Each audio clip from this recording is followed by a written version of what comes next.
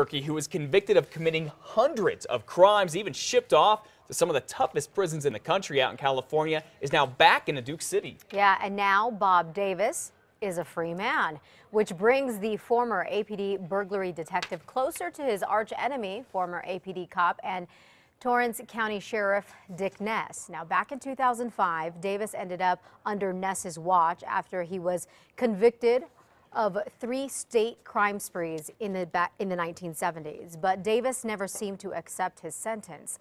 This is where Ness comes in. Davis was serving time in Torrance County when he helped another inmate escape. And that's when Ness testified against him. Davis vowed revenge against Ness. He's made several statements to different people that he was going to get me one way or the other. Davis was then sent to the state prison in Los Lunas, where he escaped by hiding in a delivery truck. And just a few years after that, Davis broke out of the state pen in Santa Fe. Ness says that's when Davis had left directions to Ness's house on his cell phone. This gave cops a clue as to where he was headed. Once caught, he was sent to California to serve half of his time, which was the law, and was released onto a strict level of parole in May. Now, this is what he looks like now, and he is living in Albuquerque. A 7-year Albuquerque police officer resigns. This was the police officer we told you about that was being looked at after telling a pair of neighbors to go ahead and duke it out to settle an argument. You see, last month, Gregory D'Onofrio was checking on a noise complaint at an apartment near Washington and Lomas when 2 neighbors started arguing. Well, one of those neighbors told the officer and suggested that they fight it out, and the officer said, go ahead, which they ended up doing. Well, the man from the Bernalillo County Sheriff's Office, who was just picked up accused of trying to have sex with a 12-year-old, is now out of a job. Ted Harris quit after he was arrested last week when investigators say he tried to meet up with a 12-year-old girl whom he met on Craigslist. Well, it turns out that 12-year-old girl was an undercover cop. Harris now faces child solicitation and molestation charges.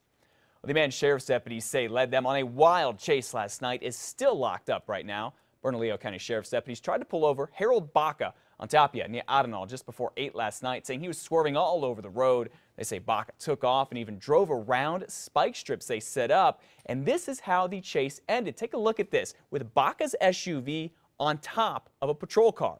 Investigators do think he was drunk. However, right now he is just charged with aggravated eluding. A legendary veteran newsman with ties to New Mexico is arrested for drunk driving. Police say Sam Donaldson was pulled over earlier this month after he drove onto the shoulder of Delaware Road. The 78-year-old failed a sobriety test. He was cited and released. Donaldson owns a ranch in southeastern New Mexico. We now have the surveillance video of an officer being hit by a car by some suspected shoplifters. Police released the footage of Andy Lugo and his mother Margaret, who they say were shoplifting at the Coronado Mall last week. Take a close look. We've highlighted it for you. Cops say Lugo ran from cops and drove off, hitting Officer Carla Perez in the parking lot. Now, both of them were arrested. Officer Perez is now recovering. Excuse me.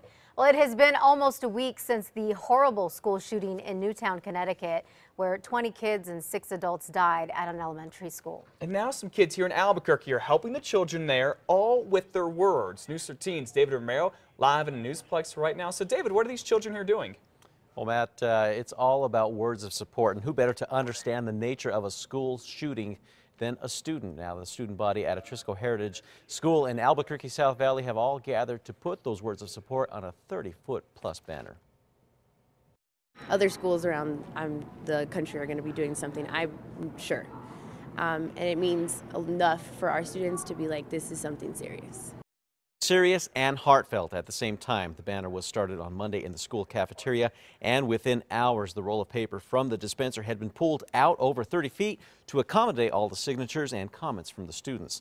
Now, whether it's only a few words or small paragraphs, students say they hope that their message can bring strength and healing to the small community. The faculty also hopes the message gets across to members of the school who place their lives in harm's way. Hey, we're out here in New Mexico, we're probably 2,000 miles away from you, but we're thinking of you. You're in our hearts. What happened to you shouldn't happen to anyone.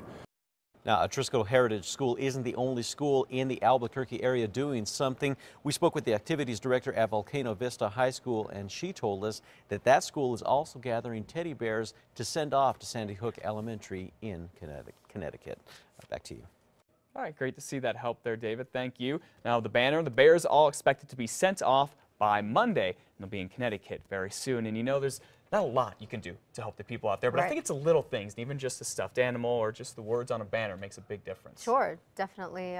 We can hope that they can put a smile on their faces at the very